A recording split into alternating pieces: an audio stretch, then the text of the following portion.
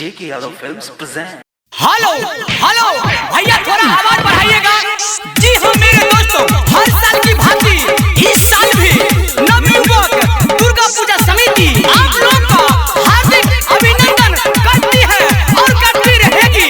तो उठाइएगा दोनों हाथ और बोलिएगा दुर्गा माता की जय, दुर्गा माता की जय, दुर्गा माता की जय। रिकॉर्डिंग बाय मां काली स्टूडियो सहरसा। जिला रे सहरसा के छिए रंगबाज सा प्रेम से बोली जय माता जी। जिला रे सहरसा के छिए रंगबाज सब मिल के चले सब भजन करे रे। कौनो रुकावट का तो सरवा ओकरा सीना पर गोली चलाई दी है रे, ओकरा माथे पे गोली चलाई दी है रे, ओकरा सीना पर गोली चलाई दी है रे।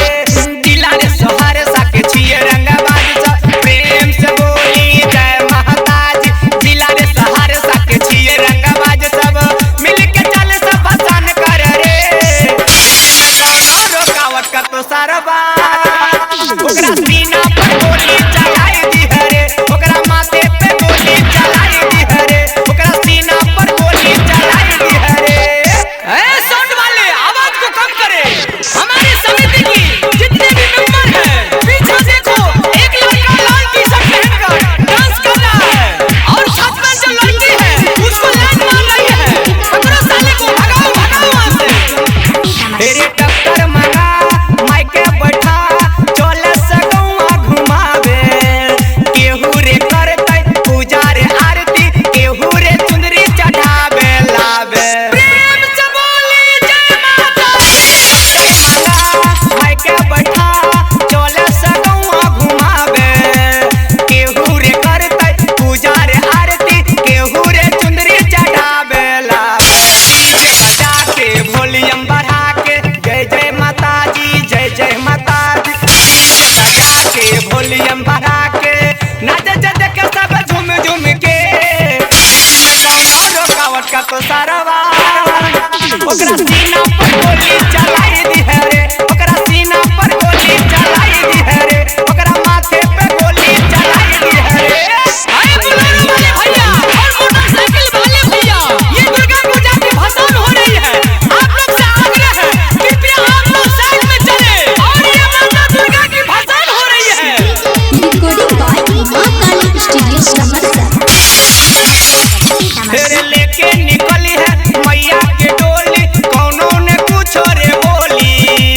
यादव के गांव में घुमिया के बसती और घुमावे शर्मा टोली टोली। प्रेम से बोली जय माता दी। लेके निकली है मैया के डोली, कौनो ने कुछ रे बोली। यादव के गांव में घुमिया के बसती और घुमावे शर्मा टोली टोली। टीवीएस अपाची पल्सर घुमावे, खूब घुमावे माता के नाम से। टीवीएस अपाची पल्सर घुमावे और घुमावे तू बुलोरो रे।